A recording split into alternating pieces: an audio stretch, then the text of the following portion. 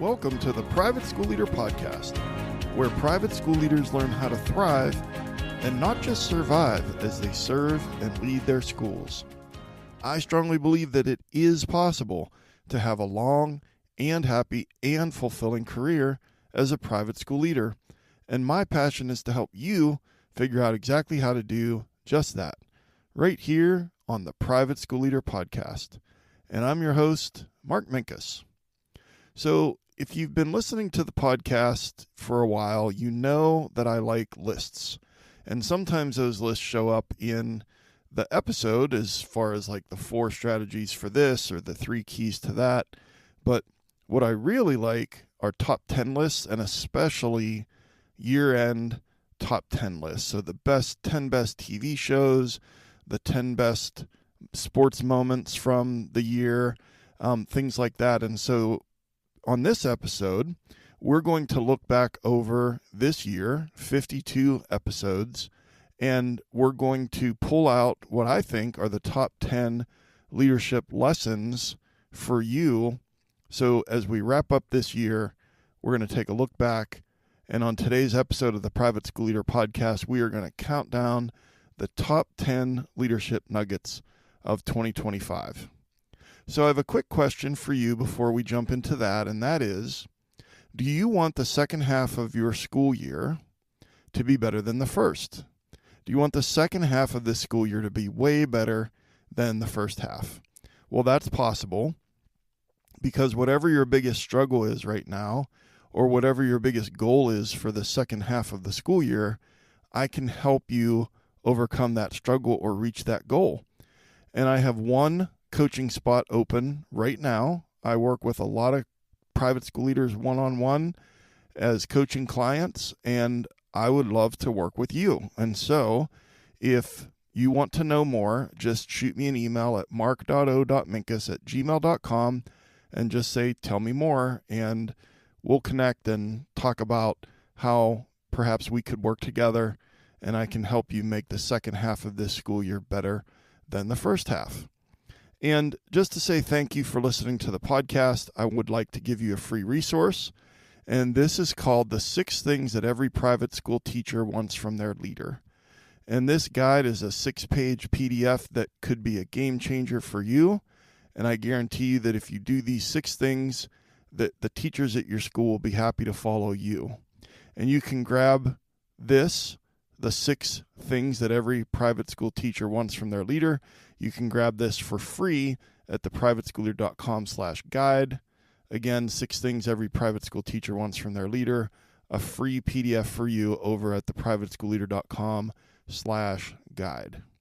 Okay, so let's start the countdown, and I will give you the leadership nugget. I will tell you what episode number from this year that leadership nugget is in. And you don't have to try to write all of this down or remember, because I will take good care of you in the show notes at theprivateschooleader.com/episode 165. And you can go back if you want to listen to that episode. But as I said before, I'm just pulling out what I think are the top 10 leadership nuggets of this year. So let's count them down, starting with number 10. Leaders make you feel safe. Bosses make you feel anxious. Leaders make you feel safe. Bosses make you feel anxious. And that's episode 138. And so I've listed here 5 ways that bosses can make employees feel anxious. Micromanagement, unclear expectations, criticism without coaching, transactional relationships, and inconsistent values. And so, we've all worked for bosses. Most of us have worked for bosses that do one of those things, micromanaging us or criticizing us without coaching us up. And being a boss, having a boss, that makes people feel anxious. And if you are acting like a boss to your teachers and your staff, they're going to feel anxious. But there are also, here are 5 ways that leaders make employees feel safe. And we talk a lot about psychological safety on this podcast, but 5 ways that you can make your teachers feel safe is to listen deeply, admit mistakes, share the why behind what you're doing, invest in their growth, and then create a circle of psychological safety. So when we think about being a boss versus being a leader, of course, we aspire to be a leader, to be a great leader to our teachers.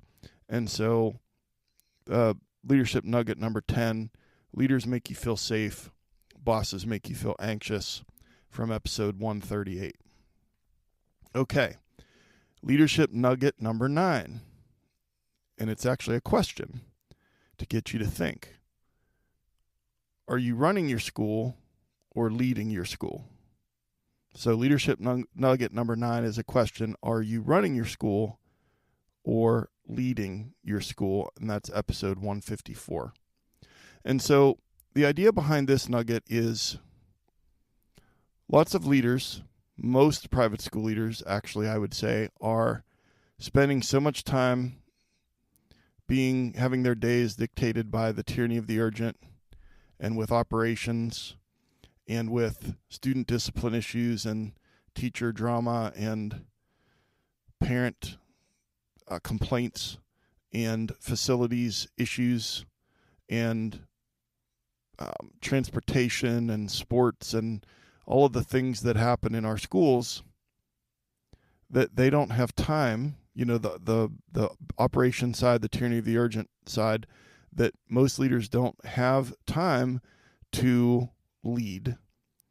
And when I talk about leading, I'm thinking in this context about strategic thinking, visionary thinking and planning for things that happen more than a month away, more than a year away.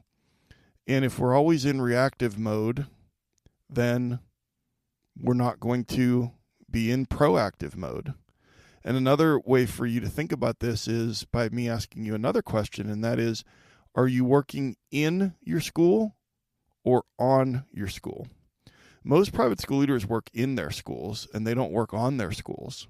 And so if you want to change that, episode 154 gives you strategies of how to do less with the tyranny of the urgent and operations, and how to start carving out some time to be more strategic and more visionary. Okay, so that brings us to leadership nugget number 8. And it's another question, actually. And this one says, are your boundaries written in pencil or Sharpie?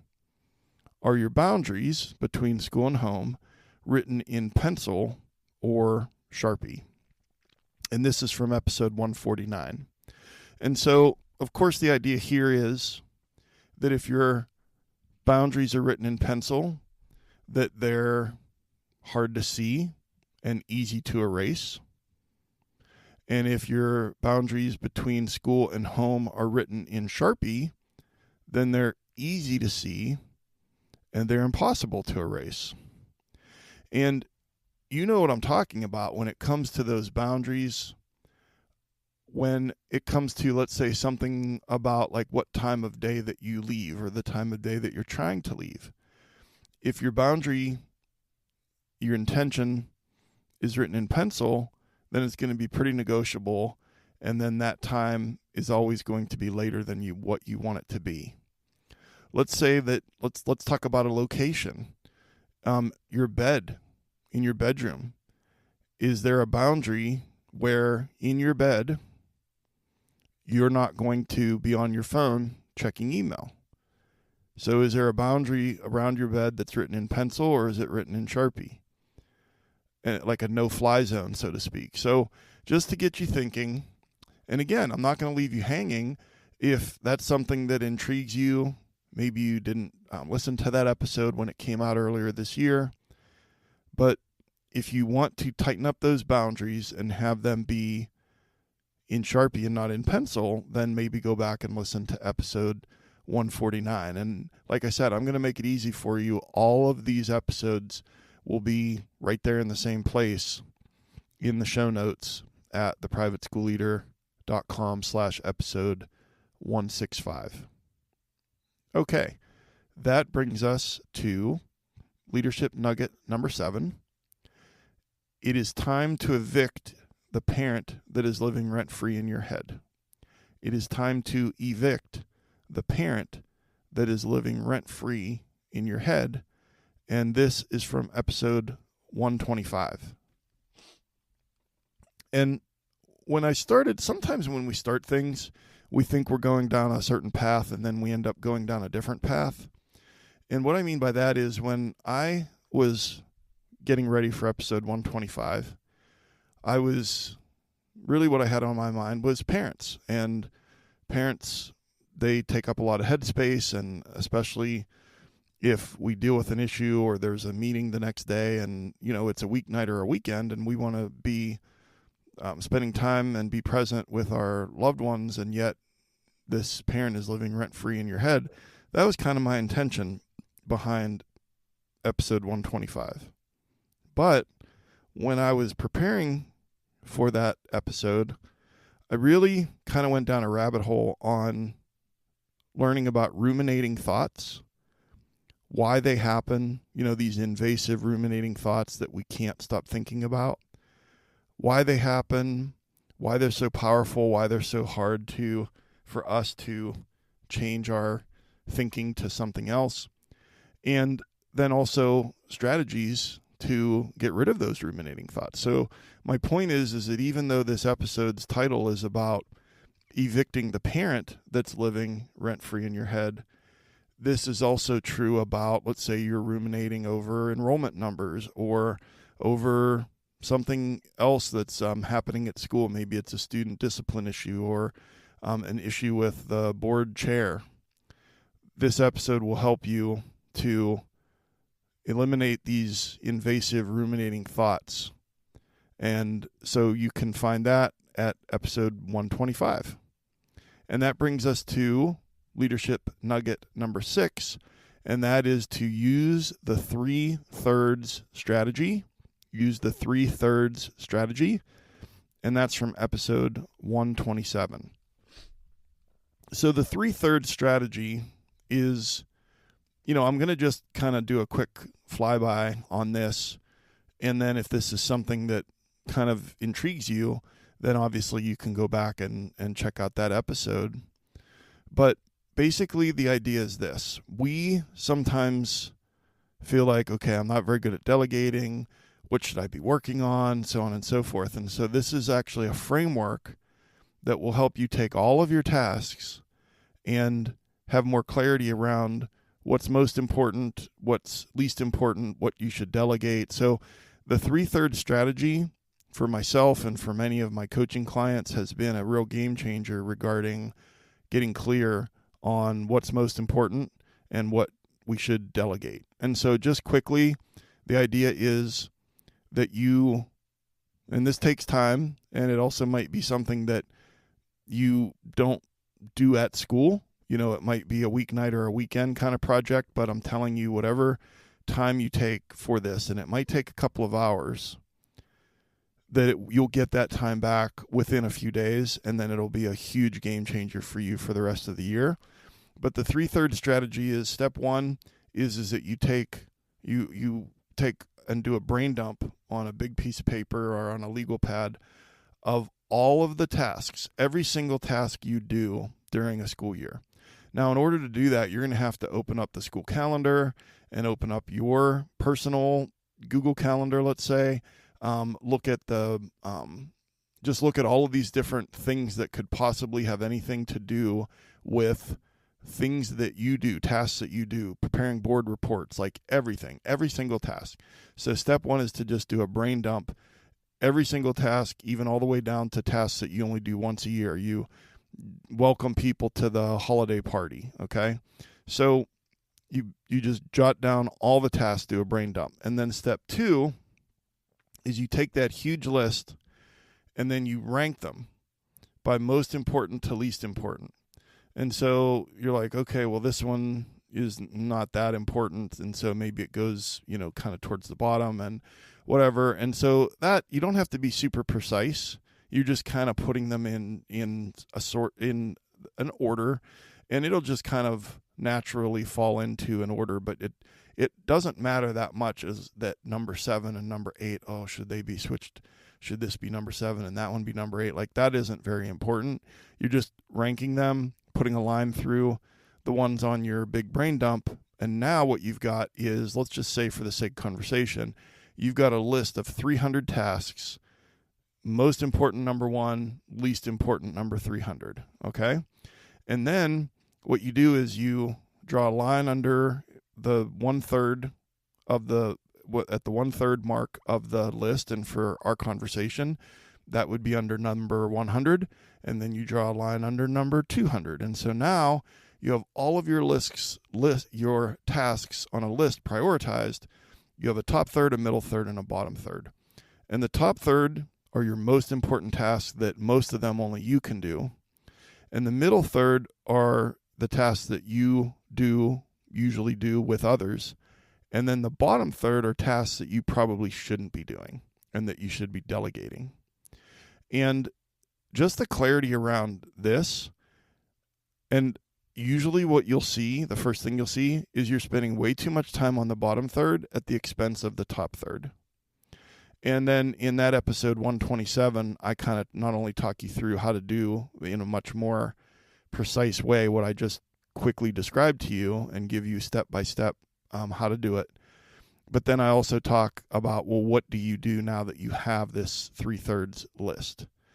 And the goal is to delegate more of what's on the bottom third so that you can spend more time on the top third. So again, that's a very quick flyby on the 3/3 strategy. But if that sounds a little intriguing to you, then we're going to have you dig into that a little bit more in episode 127. Okay, leadership nugget number 5, the 5 keys to significantly improving the culture at your school. And this was actually a 2-episode thing that I did back in episodes 143 and 144, where I took what I think are the 5 keys to improving the culture at your school. And I'm just going to read them quickly. And then again, if this is something that you're interested in, is you go back and check this out. I gave 2 prerequisites for these 5 keys. And so prerequisite number 1 was to see it clearly. Prerequisite number 2 is read your mission, vision, portrait of a graduate, and then decide if you need to change your documents or change your practice. Key number 1, be the thermostat, not the thermometer. Key number 2 is climb Maslow's pyramid. And the idea there is we're trying to build psychological safety to improve our culture. Key number 3, connect with deep purpose and meaning. Key number 4, intentionally improve teacher morale and empower your influencers. Key number 5, engage in servant leadership. And key number 6, lean into traditions and school spirit. Now, that was 2 45-minute episodes that I just talked about in about 30 seconds. Here's my point. If there is a desire on your part to significantly improve the culture at your school, that is awesome, but it's also vague. What you need is a plan. You need a step-by-step plan to improve the culture. Will it be easy? No. Will it be hard work? Yes. Will it take a while? Yes. Will it be worth it? Absolutely yes. And so I just wanted to remind you that you have a step-by-step plan in episodes 143 and 144 if over time you want to start working the plan to improve the culture at your school. So that's leadership nugget number 5. And that brings us to number 4, which is there are 2 kinds of hot air balloon rides. Episode 157, 2 kinds of hot air balloon rides. Now, if you haven't listened to that, you're like, what the heck is he talking about? One with 2 kinds of hot air balloon rides. Okay, so really what I was talking about here is emotional regulation, emotional dysregulation, how to stay calm, and how to be less anxious when there's chaos around you and there's stress and your fight or flight response is going off. And I gave a framework of the fact that there are 2 different kinds of hot air balloon rides. There's a state fair hot air balloon ride where there are 4 giant ropes that are tied to 4 really heavy things. And you get in the hot air balloon and you go up about 100 feet and you take some selfies, take some pictures, and then you come back down to the ground. The other kind of hot air balloon ride is a chase van hot air balloon ride, where you show up at some field at 6 in the morning and you get into the hot air balloon ride, maybe with a few other people, and you take off, and there are no tethers to the ground, and that balloon, the pilot can go up and down a little bit, but you're kind of at the mercy of the wind. And so the pilot stays in communication with the chase van driver through a walkie-talkie or a cell phone. And then let's say 3 hours later, you land in some random field miles away from your car, and the chase van pulls up, you get into it, and it drives you back to your car. So those two kinds of hot air balloon rides are each a picture of the kind of day that you could have, or the kind of school year that you could have as a private school leader. If you are, and this is what you prefer and hopefully want, is to be the state fair hot air balloon ride, where instead of having the wind, which is the stress and the chaos and the tyranny of the urgent and the things that are going to want to blow that balloon all over the place, if you have 4 tethers, and in the episode I talked about how those tethers would be if you're a person of faith, one would be your faith. Let's say one is your family.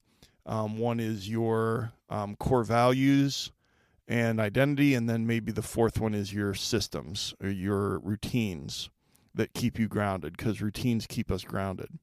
And so when things are windy, you need things that are absolutely solid, things that are incontrovertible, things that are not going to let go.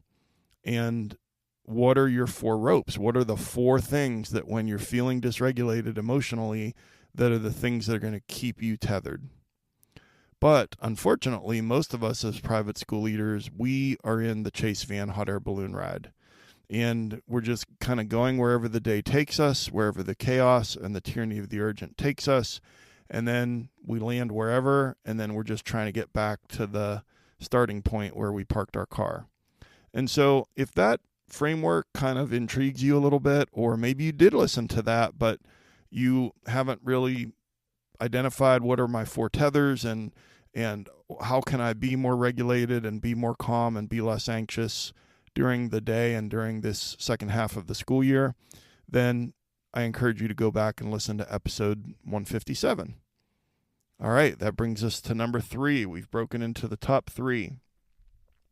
Leadership nugget number 3. Attendance at your school is a privilege, not a right.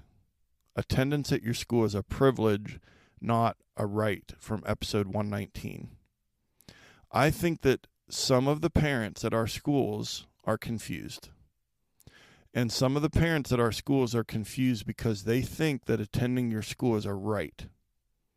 That it's a God-given right, that it's a right that is in the Constitution, and that they act like their rights are being violated when something is happening at school that they're not happy about.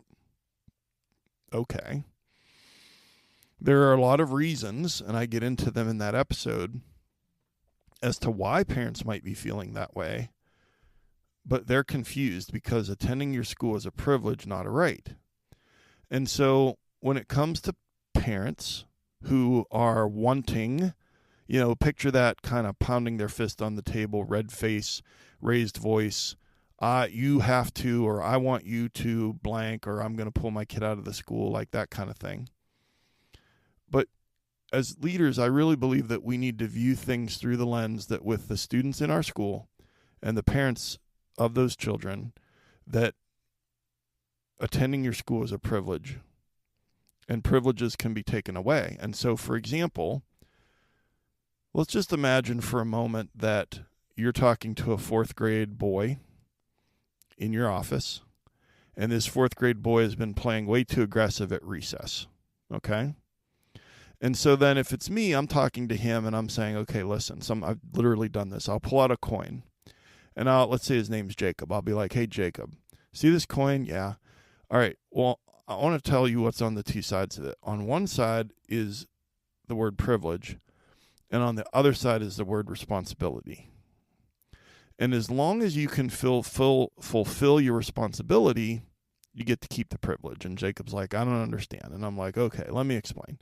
And so then I'll be like, listen, at recess, it is your responsibility to have your body under control, to not be putting other people in danger, it's okay to play hard, but if you're playing too hard and you're being too physical and you're being too aggressive, then you're not fulfilling your responsibility of being safe at recess. And as long as you can fulfill your responsibility, you get the privilege of participating in recess. But Jacob, if you can't fulfill that responsibility, then the privilege is going to be taken away, and tomorrow you're going to have to sit on the bench and read a book and not participate in recess. The privilege has been taken away for one day. And this is true with you driving your car and speeding through a 25 mile per hour zone and going 70 miles an hour every day. You're going to get a ticket, then you're going to get another ticket, and then you're probably going to get your license suspended, and then you're going to get your license taken away, and you might even end up in jail. If you can fulfill the responsibility of being a safe driver, you get to keep the privilege of having a driver's license, and if you can't, it's taken away. And in episode 119, I talk about how we can frame this with parents so that they understand that attendance at your school is a privilege and not a right. And again, that's episode 119. And then that brings us to the top 2 leadership nuggets of this year. And number 2 is it may be time for you to consider a continuous enrollment model at your school. It may be time for you to consider a continuous enrollment model at your school, episode 120. This episode, by far, was the most downloaded episode of this year. And that tells me a couple things. But one of the things it tells me is that there are a lot of, and I would say that with my coaching clients, that if there was, let's just pretend for a minute that with my coaching clients that from January to April of this year, if there was like a way to record, let's just say, I don't do this, but let's say I recorded all of the episodes, or the coaching sessions, and you took all of the words and you made it into a word cloud. And you know what a word cloud is? It is the word that was used the most is the biggest, and then the word that was used less is a little smaller, and the word that was used the least is really tiny. The word cloud for all of the conversations with all of my clients from January to April, the word enrollment would have been huge, huge. Enrollment is stressing people out constantly. The enrollment number, that 3-digit number, I had one client tell me that it's almost like that 3-digit number is tattooed on the inside of their eyelids, and they see it when they close their eyes.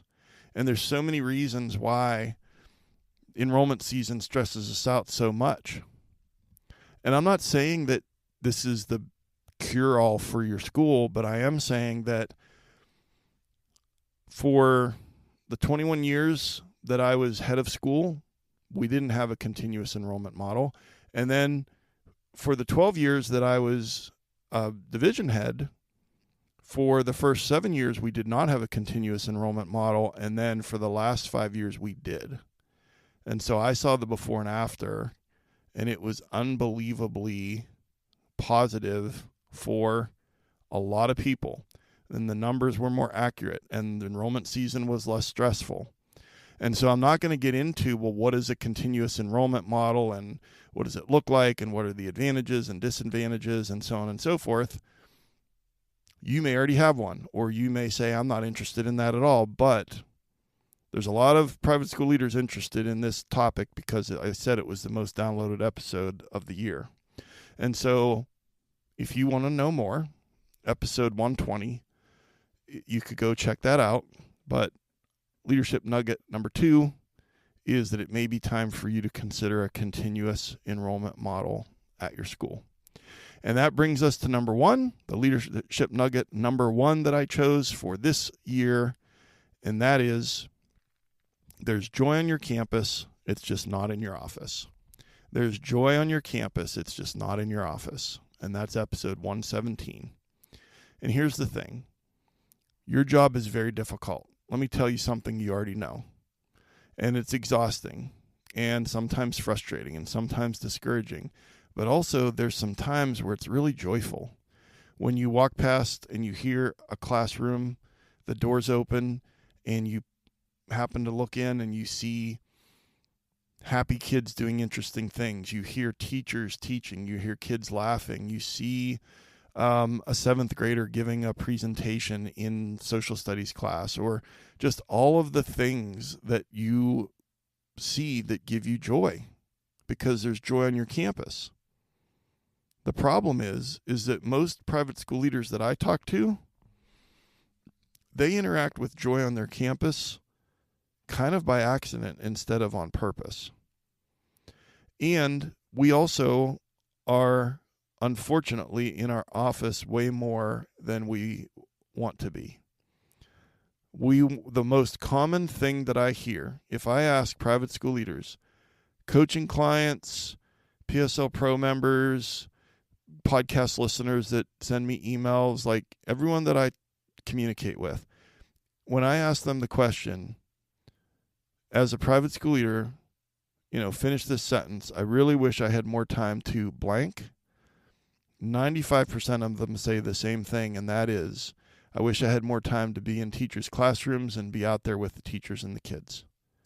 Okay, so I'm not saying it's going to be easy, but I am saying that your job takes a lot, but your job can also give to you, but you have to go to the joy. This has to be on purpose and not by accident. And there's joy on your campus. It's just not in your office. And so I give you some specific strategies in episode 117 about how you can go to the joy, because it's probably not going to come to you. If you think about how many joyful things happen in your office, it's probably not that many. Okay, so let's count them down one last time. The top 10 leadership nuggets of 2025. Number 10, leaders make you feel safe, bosses make you feel anxious. Number 9, are you running your school or leading your school? Number 8, are your boundaries written in pencil or Sharpie? Number 7, it is time to evict the parent that is living rent-free in your head. Number 6, use the 3/3 strategy. Number 5, the 5 keys to significantly improving the culture at your school. Number 4, there are 2 kinds of hot air balloon rides. Number 3, attendance at your school is a privilege, not a right. Number 2, it may be time for you to consider a continuous enrollment model at your school. And number 1, there's joy on your campus. It's just not in your office. And your call to action is to pick your favorite leadership nugget and listen to that episode. And I'll make it easy for you. Just go to theprivateschoolleader.com/episode 165. They'll all be right there, and all you have to do is click on the link, and that episode will be right there for you. And then just a quick reminder that I do have one coaching spot open right now, and I would love to work with you. And so just shoot me an email, mark.o.minkus@gmail.com, and just say, tell me more. And then another reminder that a free gift to you is called The 6 Things That Every Private School Teacher Wants from Their Leader. And you can grab that at theprivateschoolleader.com/guide.